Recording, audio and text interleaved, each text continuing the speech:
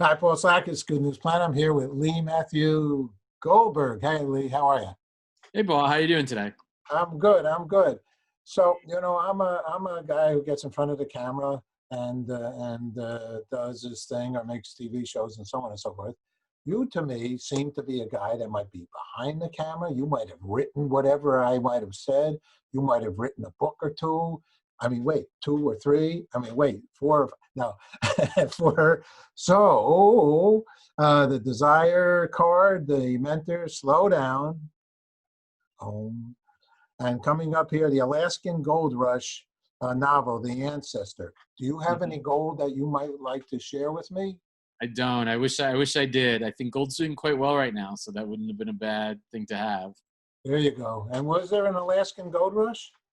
There was an Alaskan Gold Rush. The Alaskan Gold Rush was the very late 1800s, and it doesn't quite get as much sort of publicity as I think the California Gold Rush did, but it was a fascinating time, and it really was very perilous for a lot of the prospectors that went out there. The terrain, bandits, there's so many things that were sort of impeding them from getting gold. Aha. Well, is there, do you know, did you research that in that process? Is there a lot of gold in Alaska, and should I move there? Well, right now there's none, so I wouldn't, unless you have a time machine and you can go back in time. I wouldn't recommend it. But yeah, there was a moment during those sort of hot years in the mid kind of 1890s where there was literally the city, Dawson City, where you'd sit down and there was like gold dust on the seat. Gold was literally everywhere. The prospectors kind of came in and they took it, and then they became sort of ghost towns. But for a moment in time, it was a really, really sort of hotbed for these prospectors searching for gold.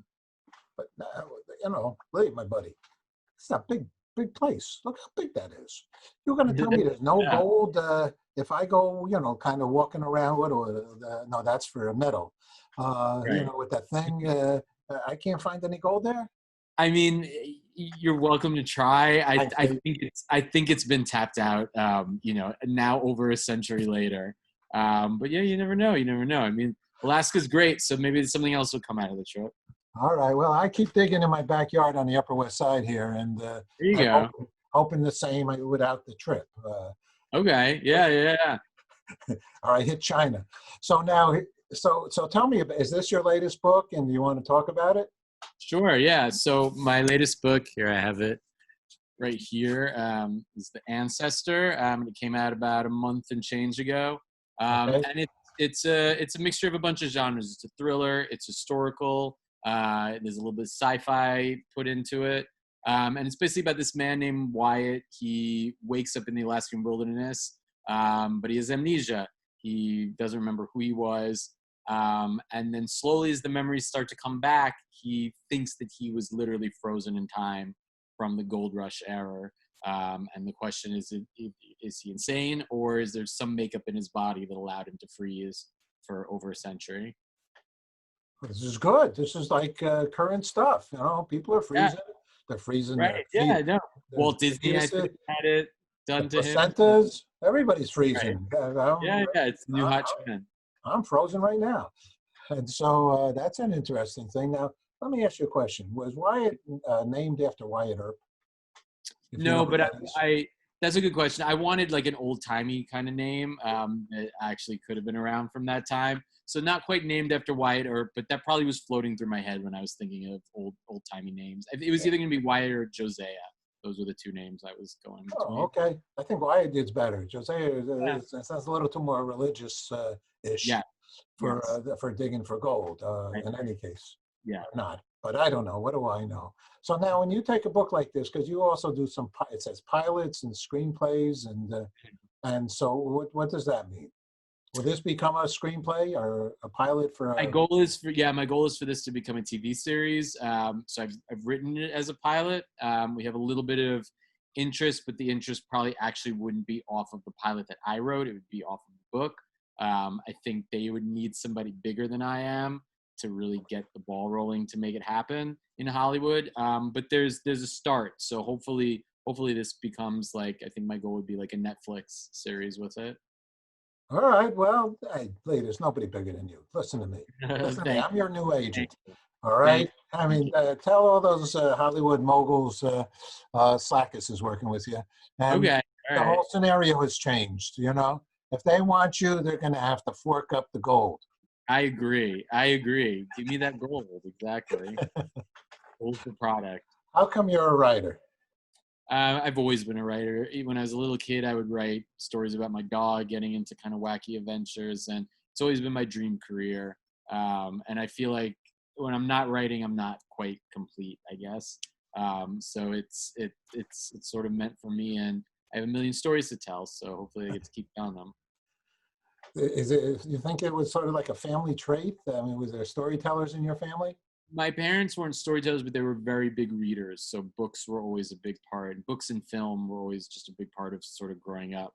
So I think I just consumed so much of that as well that led me to want to do this as a career. Uh-huh. Okay. And did I see something about New School? Did you go to New School? Yeah, I went for my grad school. I got an MFA at the New School. And they were great. And a lot of things, like my agent kind of came out of the New School, and I run a reading series called Guerrilla Lit in New York City with other people from the New School. So it was a wonderful program. I would highly recommend it to any budding writers. What do you mean, a reading series? A reading where someone gets a book and then everybody gets on a Zoom call and talks about it? No, we'll have like the author of the book. So when around the time, we do it about 6 times a year. So we'll get authors who have book releases, and it'll be sort of a part of their tour. And these days we've been doing it through Zoom, basically. But normally we do it at this place, Dixon Place, which is down on the Lower East Side. It's like a speakeasy place. New York is wonderful in this regard, no doubt about it. So, and what's this Fringe story? What's Fringe? Yeah, so I'm starting my own publishing company. It's called Fringe. Originally, we were supposed to launch this summer, but thanks to COVID, we're moving it up. So it's potentially launching the winter of 2022. And Fringe is really for books sort of outside of the box. So I'm looking for books that maybe a mainstream publisher would be like, we don't know how to market this. We don't know what to do with it. And those are the books for us. And then the really cool thing is we're partnering with the screenwriting competition called Script Pipeline and Book Pipeline. And the winner of one of their categories every year will be a book that we publish. And then those books will be fed into a pipeline to like development executives. So I'm trying to sort of bridge the gap between publishing and Hollywood with it. Yeah. Rock and roll. Mr. Lee. All right. Busy dude. Anything else you want to share at this moment with us? Where do they get your books? Yeah, so you can find them anywhere, Amazon, Barnes & Noble. Bookshop is great these days, supports independent bookstores.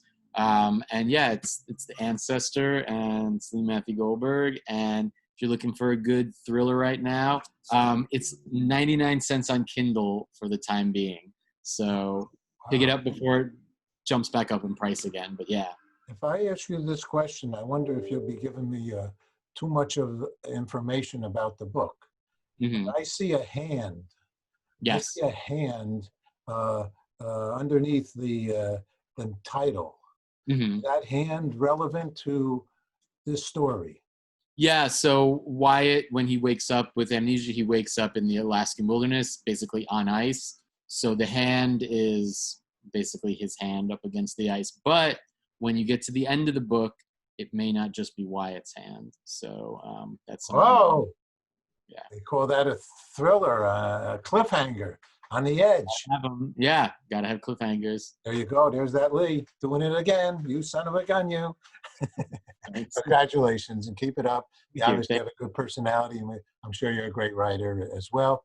And let me ask you a question, because we do the World Peace Day concerts here in town and stuff. Because of this time, we couldn't do it. We do Times Square, usually on the 21st of September. And so I've asked lots of people what's peaceful for them, what's peace mean to them. So Lee, what does peace mean to you? It's a hard question right now. It's hard to sort of find that peace. I know for myself, I write every day in Central Park, and just nature really kind of brings me that peace. I just left town, and I got a place on the beach for the last month, and just listen to ocean waves. And I think just try to find some type of happiness right now in however way you can, and just be kind to people, and hopefully we'll come out of this better. There you go. I agree. We will. And this too will pass, as they say. Yes.